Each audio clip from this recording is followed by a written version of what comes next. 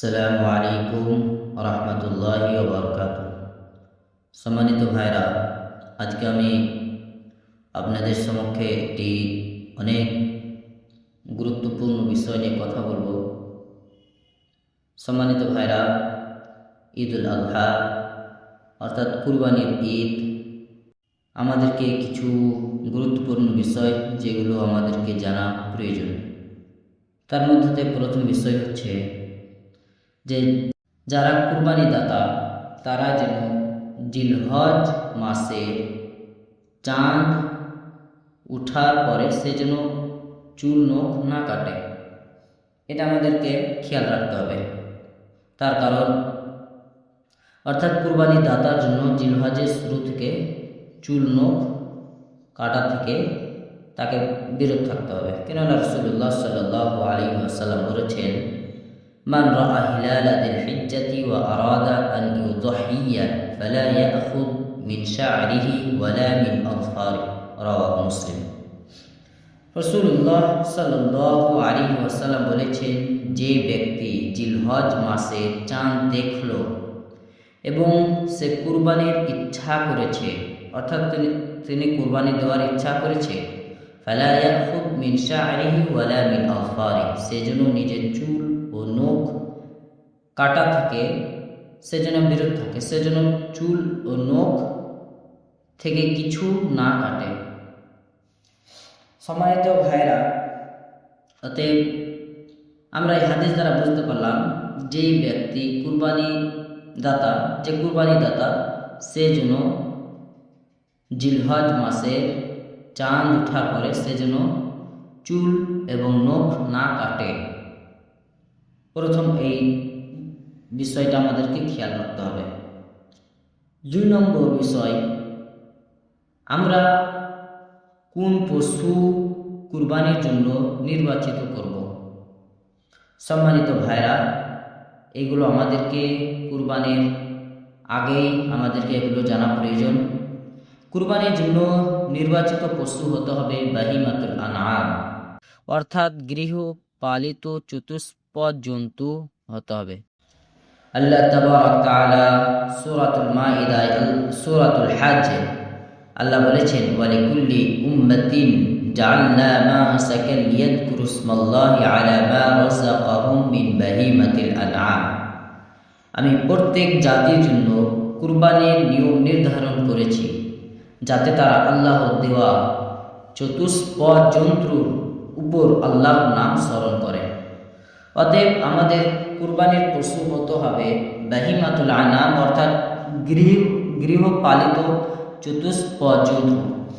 এবার গৃহপালিত চতুষ্পদ জন্তু অর্থাৎ বাহিমাতুল আনাম সেটা কি? সেটি হচ্ছে বাহিমাতুল আনাম হচ্ছে 4টি পশুকে বোঝানো হয়, উট, গরু এবং বকরি এবং ভেড়া, এবং এই চারটি পশুর স্ত্রী এবং পুরুষ লিঙ্গ মিলিয়ে 8টি। এগুলো হচ্ছে বাহিমাতুল আনাম এবং এগুলো দিয়ে আমাদেরকে কুরবানি দিতে হবে।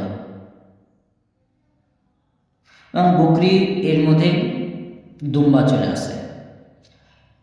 তারপরে আমরা জানব 3 নম্বর বিষয়, যেসব পশু দ্বারা আমাদের কুরবানি দেওয়া জায়েজ, যেসব পশু কুরবানি করা জায়েজ নয়, কুরবানির অযোগ্য পশু, যেগুলো কুরবানির জন্য সঠিক হবে না। قال رسول الله صلى الله عليه وسلم أربع لا تجوز في الأضاحي العوراء بين عورها والمريضة بين مرضها والعرجاء بين ضلعها والكثير التي لا تنقي। রাসূল সাল্লাল্লাহু আলাইহি ওয়াসাল্লাম বলেছেন, 4 ধরনের পশু কুরবানিতে যথেষ্ট নয়। তার মধ্যে প্রথম পশু হচ্ছে যে কানা হওয়া স্পষ্ট, অর্থাৎ কোনো এমন পশু যে পশু দেখতে পায় না, একবার স্পষ্ট বোঝা যায় যে সেই পশু হচ্ছে কানা, তো সেই মতো পশু কুরবানির জন্য যথেষ্ট নয়। 2 নম্বর, ওয়াল মারিদাতু বাইয়িনু মারাদুহা, যে পশু রোগে ভুগছে, অর্থাৎ যে পশু রোগের মধ্যে রয়েছে, এবং তার রোগ স্পষ্ট, সেই পশু কোরবানির জন্য যথেষ্ট নয়। 3 নম্বর ওয়াল আরজাউ বাইয়িনুন যালাউহা, যে পশু ন্যাংরা অর্থাৎ যে পশু পা ভাঙা বা হাঁটতে পারে না, এই মতো পশু কুরবানি দেওয়া জায়েজ নয়। ওয়াল কাসিরুল্লাতি লা তুনকি, এবং এমন দুর্বল পশু, এমন দুর্বল কমজোর পশু যার হাড়ে মগজ নেই, অর্থাৎ এমন পশু যে রোগে ভুগছে, বা এমন দুর্বল যার শরীরে কোনো বস্তু নাই, সেই মতো পশু কুরবানির জন্য যথেষ্ট নয়। সম্মানিত দিনী ভাইরা, তারপরে আমরা 4 নম্বর বিষয় জানব, কোরবানির পশুর বয়স কত হতে হবে। কুরবানির পশুর নির্ধারিত বয়সের বিধান সম্পর্কে জানব।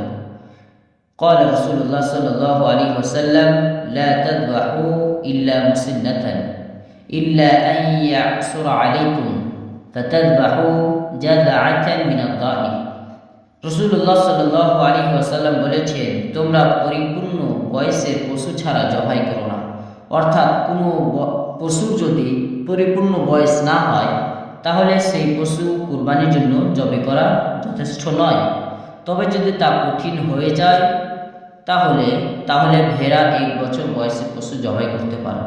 অর্থাৎ উট এবং গরু এগুলো 2 বছর বয়সের লাগবে, এবং ভেড়া, বকরি, দুম্বা এগুলো লাগবে 1 বছর বয়সের।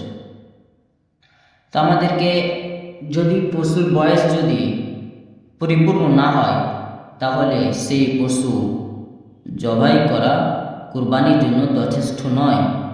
সম্মানিত দিনী ভাইরা, 5 নম্বর বিষয় আমরা জানব, কুরবানির পশু জবাই করব কখন, নামাজের আগে নাকি নামাজের পরে। ঈদের নামাজের পর কুরবানি করা জরুরি। নামাজের আগে করলে তা কুরবানি হিসেবে গণ্য হবে না। কেননা রাসূলুল্লাহ সাল্লাল্লাহু আলাইহি ওয়াসাল্লাম বলেছেন, মান কানা যাবাহা উযহিয়াতাহু ক্বাবলা আন ইউসাল্লিয়া আও মুসাল্লিয়া ফালইয়াযবাহ মাকানাহা উখরা ওয়া মান কানা লাম ইয়াযবাহ ফালইয়াযবাহ বিসমিল্লাহ। রাওয়াহু বুখারী ও মুসলিম। রাসূল সাল্লাল্লাহু আলাইহি ওয়াসাল্লাম বলেছেন, যে ব্যক্তি ঈদের নামাজের আগে কুরবানি জবাই করেছে, সে যেন তার পরিবর্তে আরেকটি পশু জবাই করে। আর যে এখনো জবাই করেনি, সে যেন আল্লাহর নামে জবাই করে। সম্মানিত ভাইরা, অর্থাৎ কোন ব্যক্তি যদি কুরবানির পশু ঈদের নামাজের আগে, অর্থাৎ নামাজের আগে যদি কেউ জবাই করে দেয়, কেউ যদি মনে করে যে আমার অনেক কাজ, তার জন্য আমি নামাজের আগে জবাই করে দেব সকাল সকাল, তাহলে সেটা জায়েজ হবে না। রাসূল সাল্লাল্লাহু আলাইহি ওয়াসাল্লাম সেইরূপ বলছেন, যে ব্যক্তি ঈদের নামাজের আগে কুরবানি জবাই করেছে, সে যেন তার পরিবর্তে আরেকটি পশু জবাই করে। অর্থাৎ কেউ যদি নামাজের আগে কুরবানির পশু জবাই করে, তাহলে সেটা তার কুরবানি বলে গণ্য হবে না, বরং তাকে আরেকটি তার পরিবর্তে পশু জবাই করতে হবে। আর যে এখন পর্যন্ত জবাই করেনি, ওমান কানা লাম ইয়াযবাহ ফালইয়াযবাহ বিসমিল্লাহ, এবং যে এখন পর্যন্ত জবাই করেনি, সে যেন আল্লাহর নামে জবাই করে। অর্থাৎ আমাদেরকে কুরবানির পশু জবাই করতে হবে বিসমিল্লাহ বলে, আল্লাহর নাম স্মরণ করে আমাদেরকে কুরবানির পশু জবাই করতে হবে। সম্মানিত দিনী ভাইরা, আজকে ছিল এই সংক্ষিপ্ত আমার কিছু আলোচনা। অবশ্যই আল্লাহ তাবারক তাআলার কাছে দোয়া করব, আল্লাহ যেন আমাদেরকে প্রত্যেক মুসলিম ভাইকে যেন কোরআন হাদিস বুঝার এবং তার উপরে আমল করার তৌফিক দান করুক। আমিন। আসসালামু আলাইকুম ওয়া রাহমাতুল্লাহি ওয়া বারাকাতুহু।